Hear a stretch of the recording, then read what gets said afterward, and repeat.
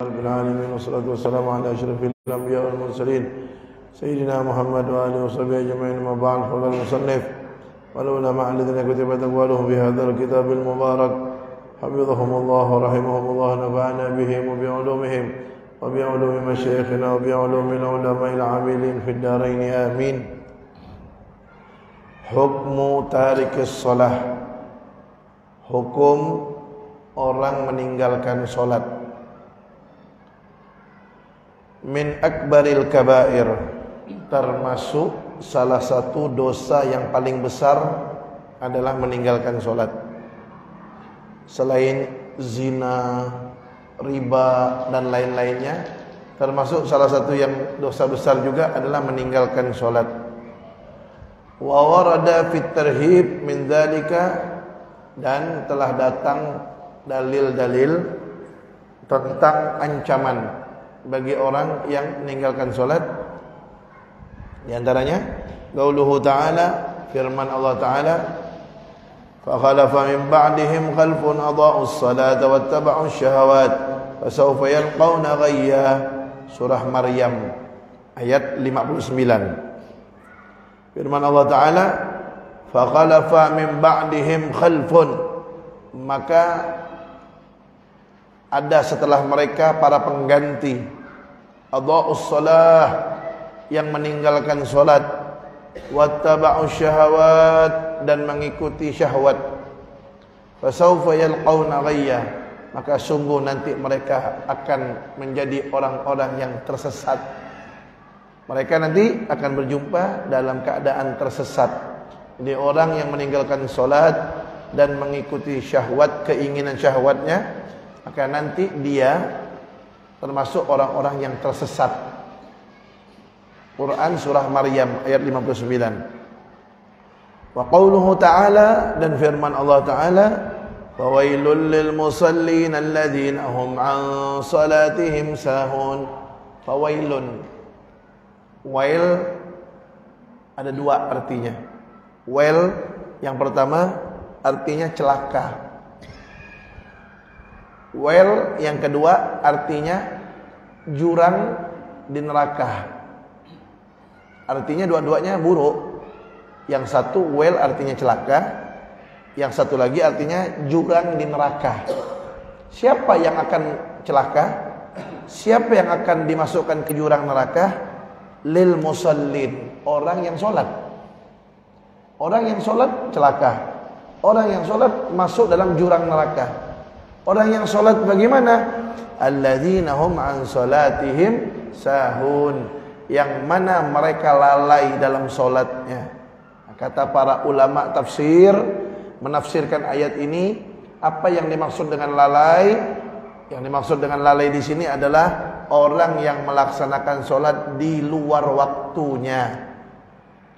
Melaksanakan sholat subuh sudah pagi, matahari terbit. Melaksanakan zuhur sudah masuk asar. Melaksanakan asar sudah masuk maghrib. Melaksanakan maghrib di waktu isya. Melaksanakan isya di waktu pagi. Nah, orang seperti itu celaka. Walaupun dia sholat, celaka. Dan dia masuk ke dalam jurang neraka. Padahal sholat. Apalagi tak sholat. Sholat celaka masih, apalagi tidak sholat. Kemudian wa qauluhu sallallahu alaihi wasallam, dan sabda Rasulullah sallallahu alaihi wasallam, bainar rajuli wa bainal kufri tarkus shalah. Beda antara orang Islam dan orang kafir salat. Satu ya. Bedanya orang kafir dan orang Islam cuma salat. Orang kafir ada yang puasa, ada. Orang Islam pergi haji, umrah. Orang kafir ada juga pergi ke negara-negara tertentu, tempat suci menurut agama mereka, kan ada. Orang Islam zakat, sedekah, mereka orang kafir juga bantu orang. Bedanya orang kafir dan orang Islam tuh satu ya, salat. Orang Islam salat, orang kafir tidak salat. Berarti kalau orang Islam tak salat, mirip kafir lah, dia mirip kafir. Nanti disebutkan tentang hukumnya. Ini ancaman-ancaman dulu bagi orang yang melalaikan sholatnya. Kemudian wa qauluhu, dan juga sabda Nabi Muhammad SAW, man tarakas shalah laqiyallaha wa huwa alaihi ghadban. Barang siapa yang meninggalkan sholat, maka dia akan berjumpa dengan Allah dalam keadaan Allah marah kepada dia. Allah murka. Seorang pegawai, bosnya marah aja dia takut. Takut nak potong gaji, takut kena pecat. Bos marah dia takut. Ini Allah pencipta dia. Allah pencipta alam semesta. Allah sang penguasa, maha kuasa, marah, murka. Nah kalau Allah sudah murka, gimana dia mau selamat? Karena Allah semua yang memegang kendalinya. Allah semua yang mengatur bagaimana dia bisa selamat kalau Allah murka. Jadi orang yang berani meninggalkan sholat, siap-siap ketemu dengan Allah, Allah akan murka. Bahkan orang yang meninggalkan sholat itu dapat siksanya 3 kali. Siksanya 3 kali. Ketika meninggal dunia, di alam kubur, dan di akhirat. Ketika meninggal dunia, di antara siksaan untuk orang yang sholat itu di antaranya, dia akan mati dalam keadaan haus. Walaupun air laut dipinumkan untuk dia 1 lautan, tidak hilang hausnya. Jadi meninggal dalam keadaan kehausan. Kemudian ketika masuk kubur, Allah akan kirimkan ular yang bernama Asy-Syuja'ul Aqra. Ular itu besar, akan memakan dia dalam kuburan. Jadi dia ditelan oleh ular itu dalam kuburan. Nama ularnya bukan king cobra, bukan juga anaconda. Asy-Syuja'ul Aqra, jauh lebih besar dari anaconda. Ditelan sama ular. Belum lagi kuburan dia menjadi hufrah min hufarin niran. Kuburannya akan menjadi lubang daripada lubang neraka. Jadi di kuburannya nanti akan ada lubang, yang mana dari lubang itu akan keluar api dari neraka, masuk dalam lubang itu. Makanya kira-kira kalau malas-malas sholat, hidupkan kompor gas. Nah, kira-kira taruh tangannya di atas kompor gas tuh 1 menit ya, 1 menit taruh. Tahan tak? Kalau kira-kira tak tahan, jangan coba-coba tinggalkan sholat. Karena nanti dalam kubur Allah kirimkan api. Api itu dari neraka. Api neraka lebih panas dari api kompor gas 70 kali lipat. Kalau kita kompor gas yang tak kuat, apalagi api neraka. Itu hati-hati. Kemudian, nah, nanti di akhirat tambah parah siksaannya. Ini disebutkan oleh Nabi. Wa fi haditsil Isra wal Mi'raj. Nah, ketika tentang cerita Isra Mi'raj, annan Nabiyya sallallahu alaihi wasallam, sesungguhnya Nabi Muhammad sallallahu alaihi wasallam ata ala qaumin. Beliau mendatangi atau melihat suatu kaum, suatu kelompok orang ketika Isra Mi'raj. Kan Nabi Muhammad kan jalan-jalan ke surga, juga jalan-jalan ke neraka. Beliau melihat di neraka itu ada sekelompok orang, turdahu ru'usuhum bis-sakhra. Kepala mereka dihancurkan oleh malaikat pakai batu. Dihancurkan. Di kepalanya itu dipukulkan dengan batu yang keras sampai hancur. Kullama rudikhat adat kama kanat. Setiap kali kepala itu dihancurkan, hancur, pecah, keluar otaknya apa segala macam, udah hancur, dibalikkan lagi, diutuhkan lagi, hancurkan lagi, terus begitu. Dan yang namanya siksa neraka itu tidak ada kata-kata kebal, itu tidak ada. Kebal di dunia, ketemu malaikat hilang kebal.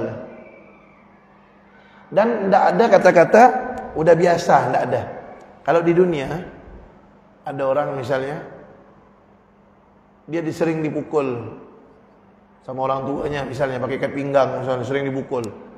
Lama-lama kebal anak tuh, udah biasa dah. Tak ada merasakan sakit karena sering dipukul. Tapi kalau yang namanya siksa neraka, tidak ada kata-kata kebal, tidak ada kata-kata sudah terbiasa. Karena makin hari makin sakit, makin hari makin pedih siksanya. Jadi kepala yang dihancurkan tadi sama kepala yang dihancurkan berikutnya itu lebih sakit berikutnya. Nanti berikutnya dibalikkan lagi kepalanya, dihancurkan lagi, itu lebih sakit. Terus begitu siksaan neraka itu. Lebih sakit dan lebih sakit. Sama dengan nikmat surga. Nikmat surga itu tidak ada orang kata-kata bosan. Tidak ada.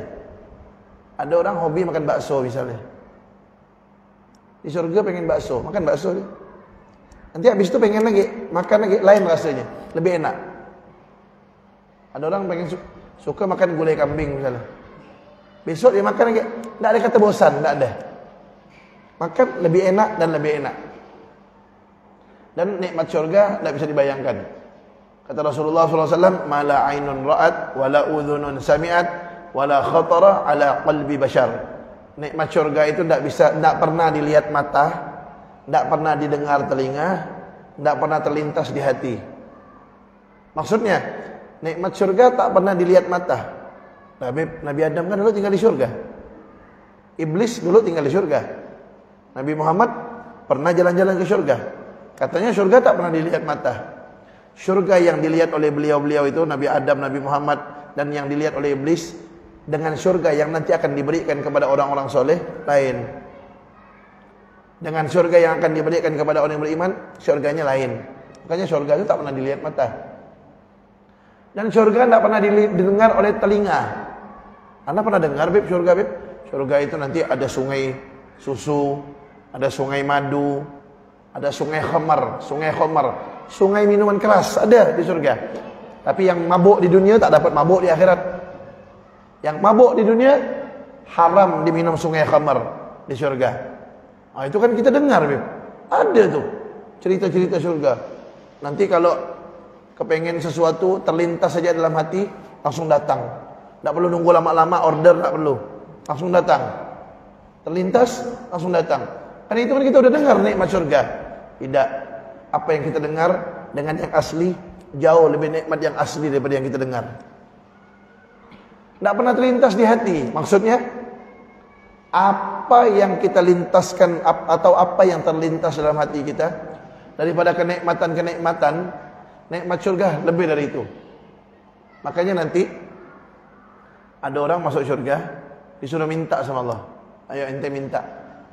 Minta aja, minta terus minta.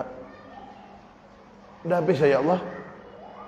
Suruh minta, dia tak tahu dah mau minta apa, dia tak tahu. Akhirnya apa yang dia minta itu dilipat gandakan oleh Allah, nikmatnya 10 kali lipat. Makanya nikmat surga itu tak bisa terlintas, tak pernah terlintas dalam hati orang. Apa yang dipikirkan oleh seseorang tentang sesuatu yang sangat nikmat surga lebih dari itu. Makanya surga makin hari makin nikmat. Tetapi yang paling nikmat di surga bukanlah itu semua. Yang paling nikmat di surga itu adalah ketika berjumpa dengan Allah dan berjumpa dengan Nabi Muhammad SAW. Makanya Al-Habib Ali Al-Habsyi yang kita baca maulidnya biasa itu, Simtud Durar Maulid Habsyi itu, beliau berkata dalam salah satu qasidahnya, apa kata beliau? Fi jannatin ma syaqani min wasfiha illa likaunil hibbi fiha khayyama. Apa kata beliau? Saya tidak rindu ingin masuk syurga karena nikmat-nikmatnya, tidak. Saya ingin masuk syurga karena di dalamnya ada kekasih saya Nabi Muhammad, kata beliau.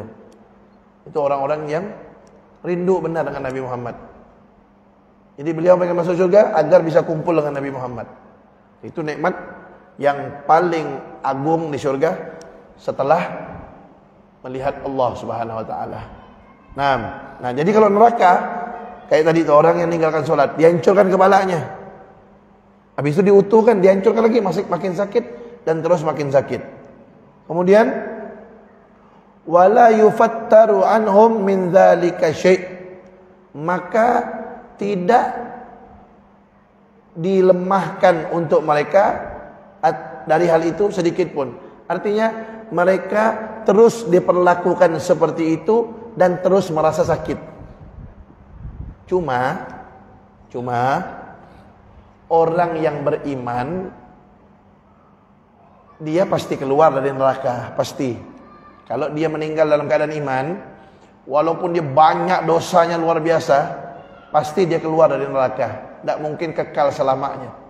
Cuman masalahnya dicuci di neraka, itu yang masalah. Satu hari di dunia seperti 1000 tahun di neraka. Kita di dunia 1 menit di dunia dibakar api dunia, 1 menit di dunia tidak kuat. Bagaimana dibakar dengan api neraka 1 menit neraka? Kalikan sendiri. Satu hari di neraka 1000 tahun di dunia. Berarti kalau 1 menit di neraka, berapa tahun tuh di dunia? Ya, 1 menit, 1 hari di neraka, 1000 tahun di dunia, 1000 tahun. 1 hari, nah nanti ambil kalkulator kalikan, bagi. 1 hari 24 jam. 24 jam bagi lagi. 1 menit, jadi 1 hari di neraka seperti 1000 tahun di dunia. Berarti 1 menit di akhirat berapa tahun tuh di dunia? Pasti tahunan tuh, pasti tahun. Berarti 1 menit di neraka berapa tahun di dunia? Itu dibakar dengan api neraka yang panasnya 70 kali lipat. Bayangkan 1 menit dibakar, hitungannya bertahun-tahun di dunia dipanggang dengan api yang sangat panas. Na'udzubillah min dzalik. Nah, orang seperti itu di neraka, yang namanya orang beriman tidak mungkin kekal. Walaupun dia banyak dosanya, walaupun dia banyak maksiatnya, pasti akan dikeluarkan dari neraka. Berarti masih ada harapan lah ya. Iya, masih ada harapan kalau meninggalnya beriman. Tapi na'udzubillah min dzalik. Apa kita mau tuh singgah dulu di neraka, dicuci dulu? Kan tidak mau tuh. Bayangkan tuh cucinya seperti itu. 1 hari di neraka, 1000 tahun di dunia. Bagaimana tuh cucinya? Bagaimana tuh sakitnya? Na'udzubillah min dzalik. Walaupun ujung-ujungnya masuk surga, tapi kan sakitnya luar biasa dulu tuh.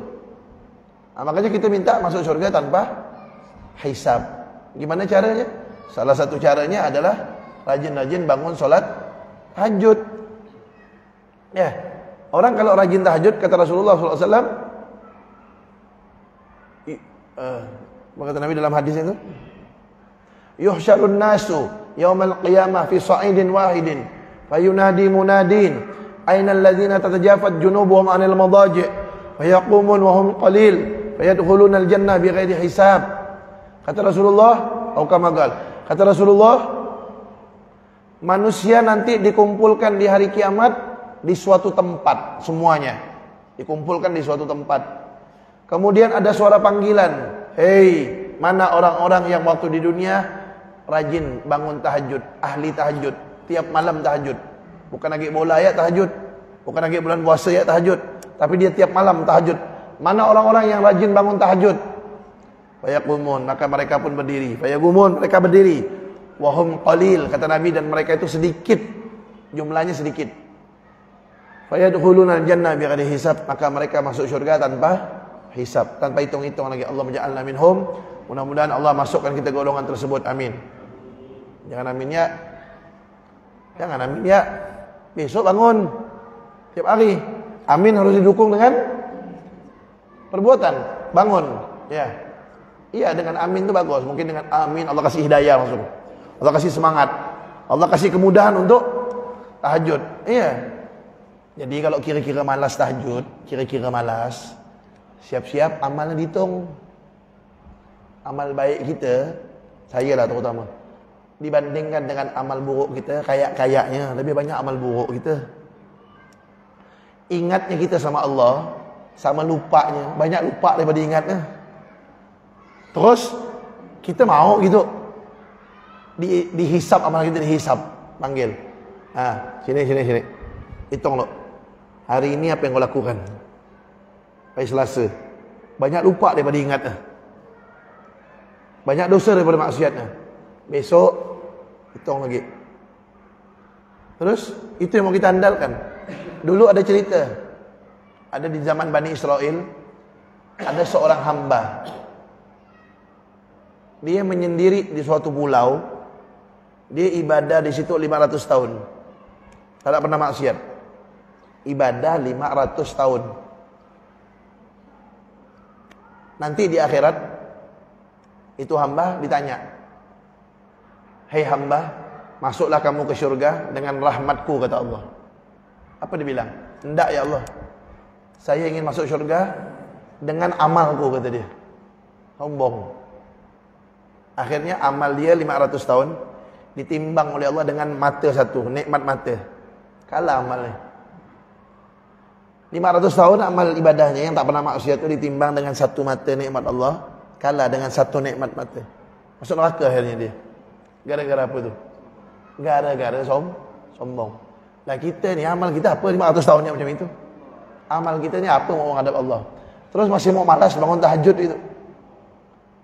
Pengen, ya Allah, hisab ya saya Allah. Hisab ya saya siap dihisab. Amal saya banyak Allah, saya tiap hari ke masjid. Siap berani gitu minta hisab sama Allah. Yang 500 tahunnya minta hisab amalnya kalah masih dengan nikmat satu mata. Dimasukkan ke neraka akhirnya. Ya. Ketika mau dimasukkan ke neraka baru dia taubat.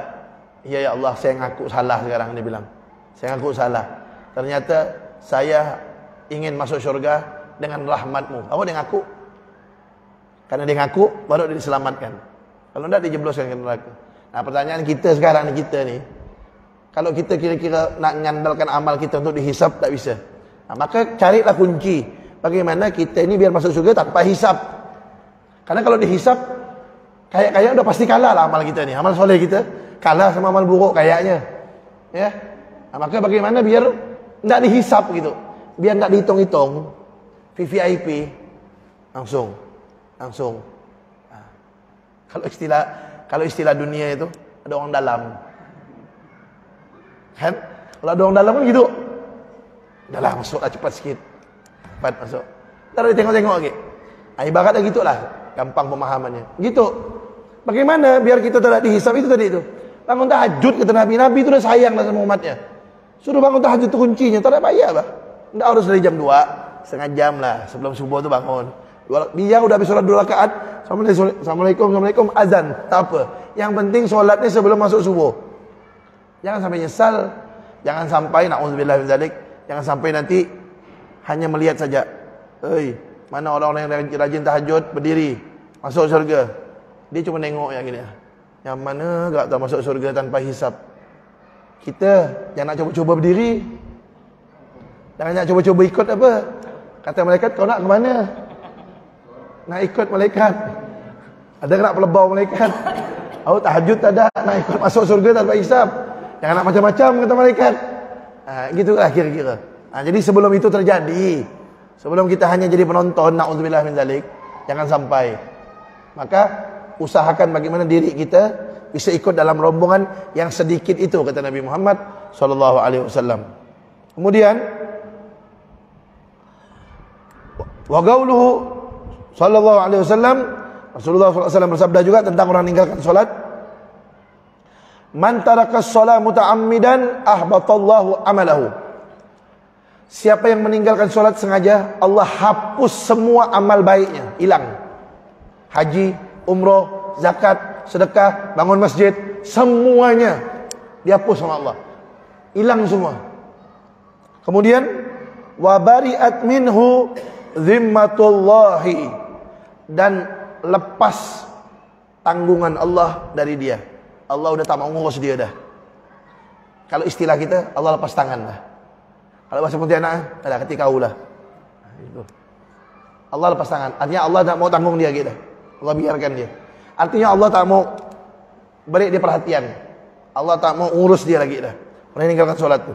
Kemudian hatta yuraji'a lillahi azza wa jalla taubatan, sampai dia kembali lagi kepada Allah azza wa jalla untuk bertaubat. Nah, kalau dia taubat, baru lagi amal-amalnya dicatat sama Allah melalui malaikatnya. Kemudian Allah kembali memperhatikan dia, menanggung dia. Tapi kalau enggak, amalnya habis semua. Orang tak solat, habis amalnya. Maka jangan bangga haji, umrah, jangan bangga. Hilang semua tu kalau tak solat. Kalau bolong solatnya habis semua. Kemudian, jadi ingat tuh, orang tak solat, Allah marah. Siap-siap ketemu dengan Allah, Allah marah. Orang tak solat, amal solehnya semua hilang. Orang tak solat, dia akan dilepaskan oleh Allah dari tanggung jawab Allah. Allah tak mau lagi ngurus dia. Orang meninggalkan solat, siap-siap ketemu dengan ular rosak dalam kuburan. Mati dalam keadaan haus, kepala dihancurkan di neraka. Alhamdulillah min dzalik. Yang jelas di dunia ya udah tak berkah dah hidup. Orang kalau tak solat pasti tak tenang hatinya. Pasti tak tenteram jiwanya. Kalau kita tengok ada orang di TV, di medsos, kayak senang, tenteram, tapi tak solat, meramput semua tu. Tak mungkin. Tak mungkin. Kenapa tak mungkin, Web? Ala bi dzikrillah tatmainnul qulub, kata Allah dalam Al-Quran. Ketahuilah dengan zikir, dengan ingat kepada Allah, hati menjadi tenang. Bagaimana mau tenang, dia aja tak solat. Ya. Orang tak solat tu lebih parah dari iblis. Iblis tu sujud tak sama Allah? Sujud. Sujud. Iblis tu tak mau sujud sama Adam, tapi dia sujud sama Allah. Orang tak mau solat lebih parah dari iblis. Dia tak mau sujud sama Allah. Bayangkan, iblis yang mau sujud sama Allah, dia tak mau sujud sama Allah. Lebih parah dari iblis tu orang tak mau solat. Na'udzubillah min dzalik. Kemudian, nah tadi tu cerita tentang orang yang kepalanya dihancurkan. Kan Nabi ngelihat tu kepalanya dihancurkan, dibalikkan lagi, dihancurkan lagi, dibalikkan lagi, dihancurkan lagi. Kemudian Nabi tanya, Nabi bertanya, ya Jibril, wahai Jibril, man haula, siapa mereka? Malaikat Jibril menjawab, haula'il ladzina tasaqalat rusuhum anis salatil maktubah. Mereka adalah orang-orang yang kepalanya berat untuk melaksanakan solat wajib. Artinya mereka yang meninggalkan solat wajib, kepalanya dihancurkan oleh malaikat-malaikatnya Allah SWT. Na'udzubillah min dzalik. Kemudian halatu tarikis shalah, keadaan orang yang meninggalkan solat. Nah, perhatikan nih. Orang yang meninggalkan solat terbagi dua. Yang pertama, idza tarakaha juhudan. Yang pertama, dia meninggalkannya karena menentang kewajiban solat. Dia bilang solat itu tidak wajib. Atau dia meyakini solat itu tidak wajib. Atau salah satu daripada solat tidak wajib. Subuh misalnya dia bilang tidak wajib karena ngantuk. Solat berapa sehari semalam yang wajib? 4 ya, Beb? 5. Tak ada, Beb. Subuh tak ada wajib. Oh, ngantuk.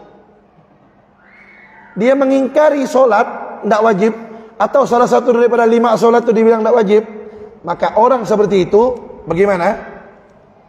Kal murtad. Dia seperti orang murtad. Nah, terus gimana hukumnya? Hukumnya, hukum orang itu tajibu, wajib disuruh taubat dulu, wajib. Kenapa? Neraka soalnya nih, kekal abadi nih. Ini kalau tidak suruh taubat, dia kekal selama-lamanya dalam neraka. Makanya wajib suruh taubat. Taubat. Siapa yang nyuruhnya? Min waliyil amri halan. Yang menyuruhnya pemerintah atau pejabat. Suruh langsung. Taubat ini. Fa illam yatub, kalau tak mau taubat, tidak mau menarik kata-katanya itu, yuktal bidarbi unuqihi bisayf. Dibunuh, hukum Islam ini hukum Islam. Dibunuh dengan dipenggal kepalanya pakai pedang, sunnah.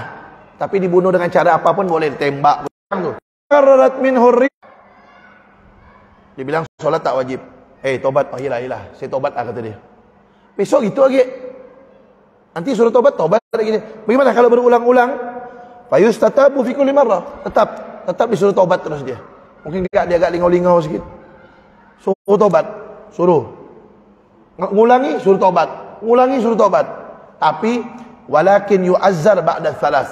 Tapi kalau udah 3 kali dia ngulang seperti itu, suruh tobat, iya, ngulang lagi. Udah 3 kali masih, tak ada dibunuh. Pecut pakai rotan badan. Dipukul. Kasih pelajaran. Wala farqa bainar rajul wal mar'ah. Tidak ada bedanya, laki perempuan sama. Begitulah hukumnya. Ya, saya ulangi. Kalau ada orang meyakini solat tidak wajib, orang itu suruh taubat wajib, suruh taubat wajib. Tidak mau taubat, bunuh, hukum Islamnya. Terus, wa idza qatalnahu, kalau udah dibunuh, kalau kita udah bunuh dia, fala tajuzus shalah, tidak boleh disolatkan. Fala tajuzus shalah alaih, tidak boleh disolatkan. Wala yajibu ghusluhu, tidak wajib dimandikan. Wa takfinuhu, tidak wajib dikafankan. Wa dafnuhu, tidak wajib dikuburkan. Tidak wajib dikuburkan, buang dah. Boleh. Solat tak boleh, tak boleh solat. Murtad soalnya, tak boleh solat. Mandikan gimana? Tak wajib. Kalau mau dimandikan berarti boleh, cuma tak wajib dimandikan. Tak wajib dikafankan, tak wajib dikuburkan. Dah. Kemudian yang kedua sekarang, iza tarakaha kasalan. Nah, kalau ninggalkannya karena malas. Karena malas. Dia tahu solat itu wajib. Dia meyakini solat itu wajib. Cuma dia malas ya. Ini kan banyak sekarang nih. Ini yang paling banyak nih. Tinggalkan solat karena malas. Cari gak rezeki. Tapi yang memberi rezeki ditinggalkan. Na'udzubillah min dzalik. Nah, ini gimana nih? Tinggalkan solat karena malas. Nah, di sini disebutkan wa dzalika bi an akhrajaha an waqti ad-darurah fa huwa muslim tusannu istitabatuhu wa takunu halan wa qila yumhalu thalatha ayyam. Nah, kalau dia meninggalkan solat karena malas, lihat dulu sampai 2 waktu. Misalnya dia meninggalkan solat asar, solat zuhur, perhatikan nih. Misalnya dia meninggalkan solat zuhur sampai waktu asar, belum lagi dia solat zuhur, udah masuk waktu asar, sampai masuk waktu maghrib, udah 2 waktu nih, udah masuk maghrib, dia belum ganti zuhurnya, itu orang disunnahkan, tidak wajib. Disunnahkan suruh taubat. Kenapa disunnahkan? Beda sama yang tadi orang murtad. Kenapa ini disunnahkan? Karena ini dia tidak murtad. Walaupun dia masuk neraka, nanti pun tetap dia masuk surga karena dia masih muslim. Disunnahkan suruh taubat. Perhatikan, hei, ente ini tadi tak sholat zuhur, ini udah maghrib nih, sholatlah zuhur ganti. Kalau masih tak ada ganti-ganti, kasih waktu sampai 3 hari. 3 hari. Kalau sampai 3 hari masih tidak mau ganti, apa hukum Islamnya?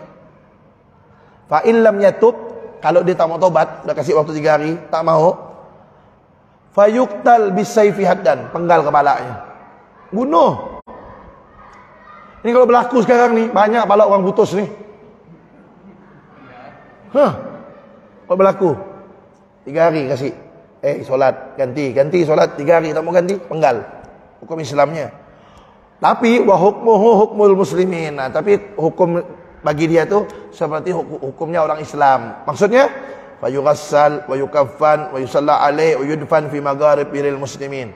Dia tetap wajib dimandikan, wajib dikafankan, wajib disolatkan, wajib dikuburkan bersama orang-orang di perkuburan orang-orang Islam. Wajib. Kenapa? Karena dia muslim. Cuman dia meninggalkan solat karena malas. Itulah bedanya. Ya, beda orang meninggalkan solat karena meyakini solat tidak wajib, sama meninggalkan solat karena malas. Udah isya lah. Udah ya, 7:06 ya. Terakhir, sebelum saya tutup, dulu mungkin masih ada yang ingat. Dulu ada bab tayamum. Orang boleh tayamum tuh, 1 kalau tak ada air, 2 kalau sakit tak bisa pakai air, 3 kalau ada airnya sedikit. Ini air mau dipakai untuk wudu. Tahu-tahu ada makhluk Allah yang mulia datang, seperti kucing datang. Ini kucing kalau tak minum mati. Kasihkan air ke kucing tuh, kita tayamum, boleh. Kenapa? Karena air sedikit mau diminum oleh makhluk Allah yang mulia, kucing. Kita tayamum boleh, sah. Airnya kasihkan kucing. Tapi ada 6 golongan. Kalau 6 golongan ini yang datang, biarkan dia mati. Biarkan dia mati. Ini ada dalam kitab Safinatun Najah. Ini kalau 6 golongan ini datang, biarkan dia mati. Ini air kita pakai untuk wudu. Kalau kita kasihkan dia air, kita tayamum, tak sah tayamumnya. Siapa 6 golongan itu? Nomor 1, tarikus sholat, orang meninggalkan sholat. Nomor 1. Kemudian zanil muhson, orang yang sudah pernah nikah berzina. Kemudian murtad, orang keluar dari Islam. Kemudian al-kafirul harbi, orang kafir yang jahat yang memerangi Islam. Yang kelima, al-kalbul agur, anjing gila. Berarti kalau anjing tak gila, boleh kita kasih air. Yang tak boleh anjing gila. Berarti orang meninggalkan solat lebih parah dari anjing gila. Kenapa lebih parah dari anjing gila? Anjing gila nomor 5, meninggalkan solat nomor 1. Yang nomor 6, BABI. Mana mulia? Orang meninggalkan solat sama BABI. Lebih mulia BABI. Walaupun sama-sama tak boleh dikasih air, cuman BABI nomor 6. Orang meninggalkan solat nomor 1. Lebih parah. Tuh, biarkan dia mati, kita pakai wudu. Kalau kita kasih air, tidak sah tayamum kita. Sampai segitunya agama Islam tuh menganggap orang solat itu hina betul. Macam mana tak hina, tak mau sujud kepada Allah. Makanya sebelum saya tutup, tetaplah kita sujud sama Allah, tetap. Walaupun hati ini belum bisa khusyuk, sujud ya terus sama Allah. Karena sujud itu nikmat dah. Walaupun hati belum bisa khusyuk, sambil berusaha khusyuk dan bersyukur Allah masih izinkan kita untuk sujud kepada Allah Subhanahu wa taala. Kalau udah tak mau sujud, udah itu luar biasa dah. Luar biasa kalah-kalahkan iblis kalau udah sampai tak mau sujud kepada Allah. Nauzubillah min zalik. Wallahu a'lam bishawab. Kita dengarkan azan dulu.